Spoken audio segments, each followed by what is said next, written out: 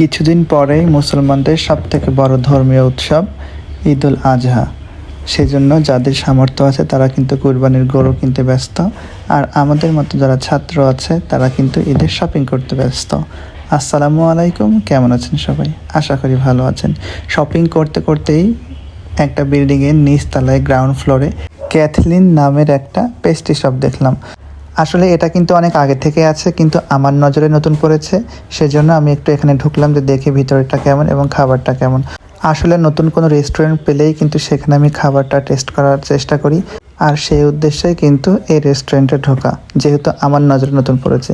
আর আমরা ঢুকেই কিন্তু এই খাবারটা অর্ডার করি। এই জন্যই বললাম, খাবারের নামটা আমি বললাম না, এটা হচ্ছে আপনাদের উপরে ছেড়ে দিলাম। যাই খাবারের নামটা বলতে পারবেন তার জন্য একটা সারপ্রাইজ আছে। সারপ্রাইজটা কি সেটা আমি পরে বলবো।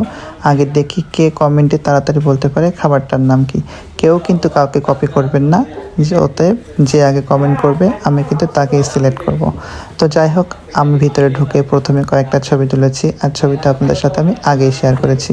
তারপরে যেহেতু খাবারটা চলে এসেছে, আমি খাবারটা খাচ্ছিলাম। খাবারটা এত পরিমাণে সফট ছিল, আসলে মুখে যখন দিচ্ছিলাম তখন মনে হচ্ছে একটা অন্য জগতে চলে গেছি। ভিতরে যে বাটারগুলো, ক্রিমগুলো ছিল, সেগুলো তো একদম মনকে এমনিতে মুগ্ধ করে দেবে। আসলে একটা কথা আমি বারবারই বলি, সেটা হচ্ছে খাবারের ডেকোরেশন, বসার পরিবেশ যদি ভালো থাকে তাহলে কিন্তু খাবারটা এমনিই ভালো লাগে।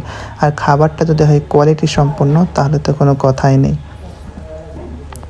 আমি ওখানে বসে কিন্তু পুরো খাবারটা খেয়েছিলাম আর একটু ভিডিও করছিলাম, ভাবলাম আপনাদের সাথে একটু শেয়ার করি। আপনারা যারা স্ন্যাক্স বা ফাস্টফুড খেতে পছন্দ করেন তারা কিন্তু এই ক্যাথলিন রেস্টুরেন্টে যেতে পারেন।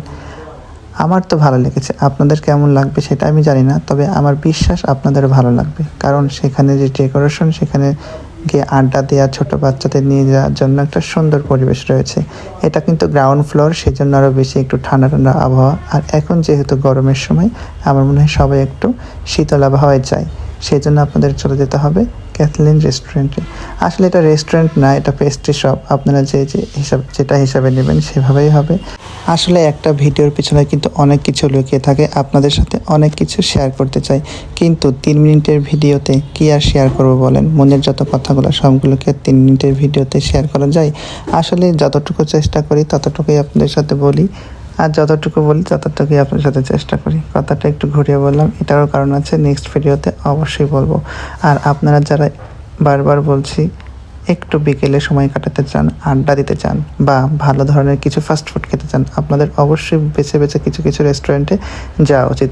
আর ভালো মন্দ যাচাই বাছাই করার জন্য কিন্তু টেস্ট করা উচিত। আজকের ভিডিও এ পর্যন্ত। আল্লাহ হাফেজ।